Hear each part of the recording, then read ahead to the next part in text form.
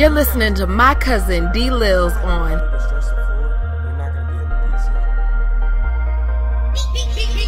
It's DLils, you rockin' with hip hop and home runs. We don't criticize pros, man, it's all fun.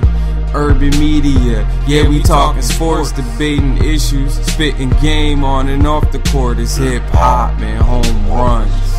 Hip Hop and Home Runs.com.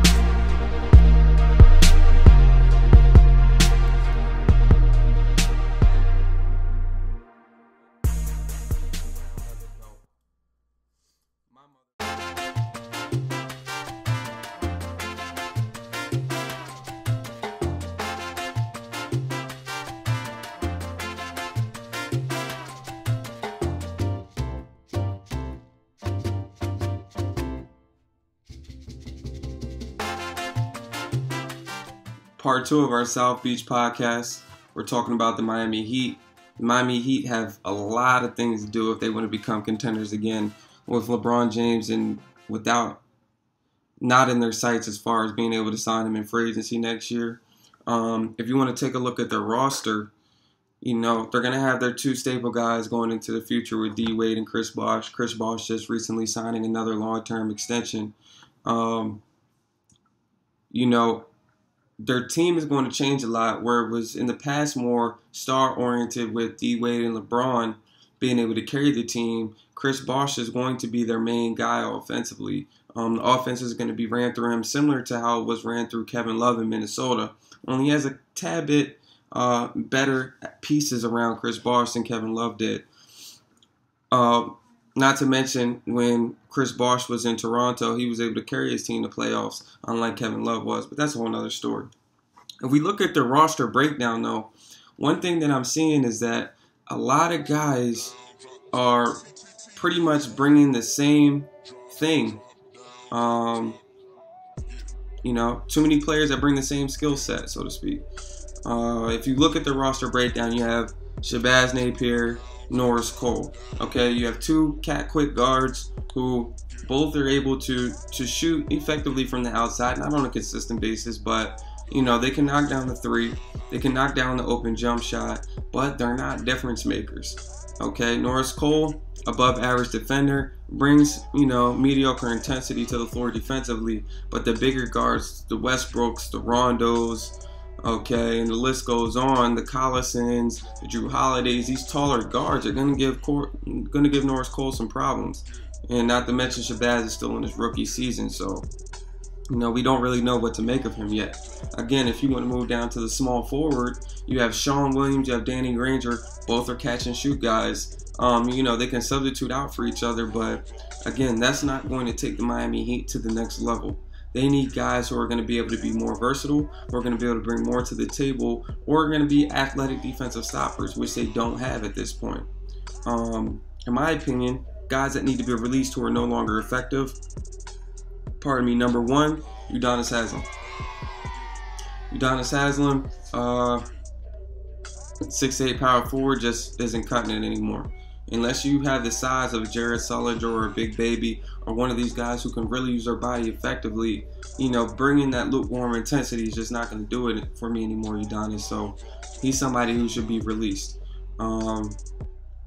Chris, you know, Birdman Anderson, again, he was instrumental on their championship teams, but right now at his ripe age at 35 or 36, maybe possibly older, he's just not going to get the job done anymore for this Miami Heat team. He's not the same rim protector. He can't elevate the same way that he could in 2007 when he was competing for dunk contests. So, you know, really he brings nothing offensively to the table but being able to catch oops. And if he can barely elevate above the rim, he really does nothing for this Miami Heat team.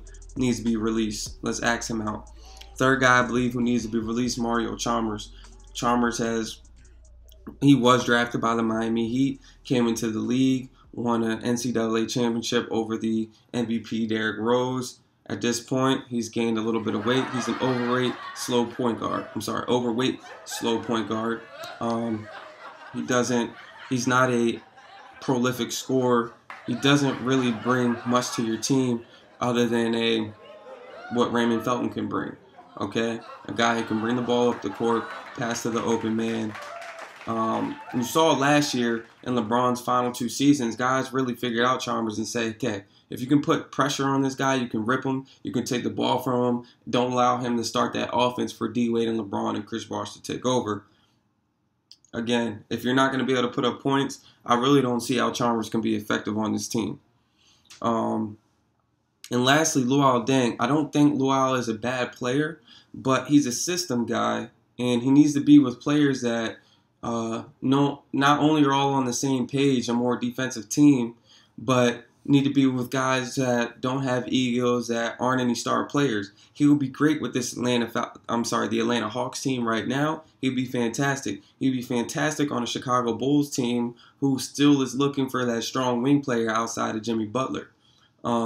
He would fit well with those two teams, but with the Heat team that kind of plays one-on-one basketball and doesn't really have a smooth, fluid offense, he really just doesn't fit. Right now, they need a dynamic scorer at point guard who can not only distribute, but can take the load off of D-Wade and Chris Bosh from the guard position and can drop, 25 to 26 points on any given night. If you look in this year's free agency, that guy isn't out here. If they want to hold out for Damian Lillard in 2 years off of his rookie contract, they can try, but I doubt he'll be available. If they want to hold out for a Bradley Beal type of guy in a couple years, none of these guys are available. They're going to have to bring somebody in via trade. So in order for Miami Heat, in my opinion, to reach that next level, they're going to have to bring in a dynamic scoring guard, and they're going to have to continue to build on Hassan Whiteside, okay? This is a big guy, 6'11", almost 7 feet, who is raw, very unpolished, but he shows that he can get off his feet very quickly, very similar to Anthony Davis from a shot blocking perspective, not from an overall game perspective. He still hasn't grown into his NBA body yet, but again, he may be that center that Wade has long to play with since Shaquille O'Neal back when they won the championship in 2006. So, all in all, if he can continue to build on their front court depth and bring in a dynamic guard and a predominantly scoring guard, I believe that they'll have the tools that remain relevant in the Eastern Conference. Signing off from South Beach.